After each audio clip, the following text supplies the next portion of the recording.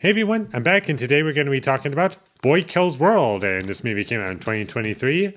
I saw the trailer for this movie, and I was like, oh, this looks like fun, so I decided to check it out, and I did have fun with this movie, but there were also elements that I did not have fun with and really irritated me, but for the most part, I liked the movie. I thought the performances were really good. Bill Skarsgård was really fun to watch, even if he's silent the whole movie because his character is mute. Just the physical performance he gives in this movie is really fun to watch, and the action scenes are always fun and entertaining.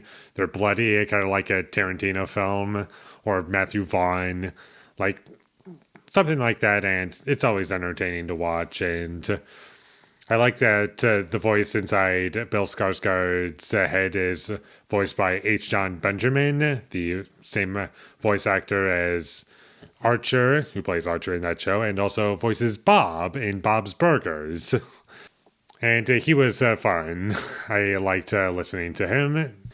I do feel as though this movie has some level of self-awareness to it.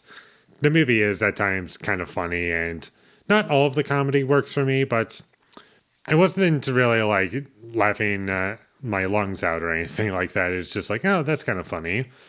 And the movie is pretty well paced for the most part. The only things that kind of drag down the pacing are some of the dialogue scenes that I just found to be kind of dull. It's just that 10 minutes could have been removed from the movie and it would have been better. And also the story is kind of weak. Mostly because of where it goes by the end of it. It's just that they do one specific thing, and I predicted it 10 minutes into the movie, and they just did that, and I hated it. It's like, why did you have to do that? You had a really interesting idea. It was a nice, simple premise, and they just ruined it by going in this one direction for no reason. Overall, there were some memorable scenes and sequences. I really enjoyed the last fight scene in the movie, despite me not really liking how the story was going.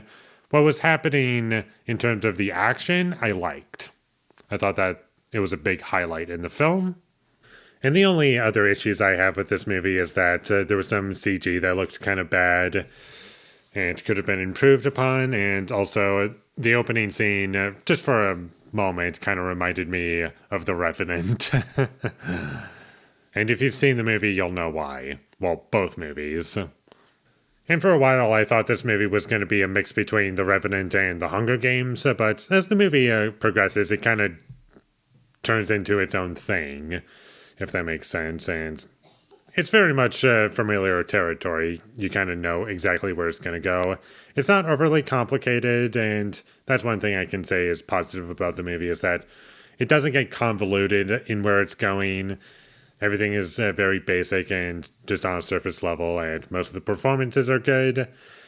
Most of the movie has a great sense of pacing. Overall, I did like this movie, and one thing that I forgot to mention, the director of this movie, if I pronounce this correctly, Moritz Moir. I have no idea if that was correct. Probably butchered that name. I've never been good with names, as you probably all know.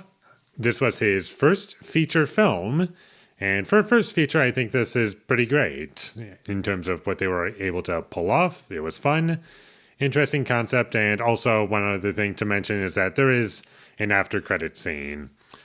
Not that I knew that going into this movie that there was going to be one, but rather I kind of just expected at this point, whenever there's like a big action movie or whatever, a movie that's trying to aim to be a big movie, probably going to have an after credit scene is how I view it. But anyways, definitely check this movie out. I had fun with it, and I can imagine you having fun while watching this movie. It's entertaining. It does exactly what it needs to, and anything that's really ridiculous and goofy, it just goes with it, and it's enjoyable for that. And there was one character that kind of reminded me of the bride from Kill Bill. That was kind of funny, and that's about all I have to say about Boy Kills World, so check it out. It's fine. And with all that being said, I'm going to give Boy Kills World a 6 out of 10. Thank you for watching my videos. As always, if you enjoyed this review, be sure to leave a like and comment down below you thought of Boy Kills World, and my social media links, they will all be in the description, so follow me there. And last but not least, subscribe to be a part of Foley Nation, and I'll see you when I get my next review up, and that is going to be for Syriana. So look forward to that, but until I get that up, thank you for watching and have a great day.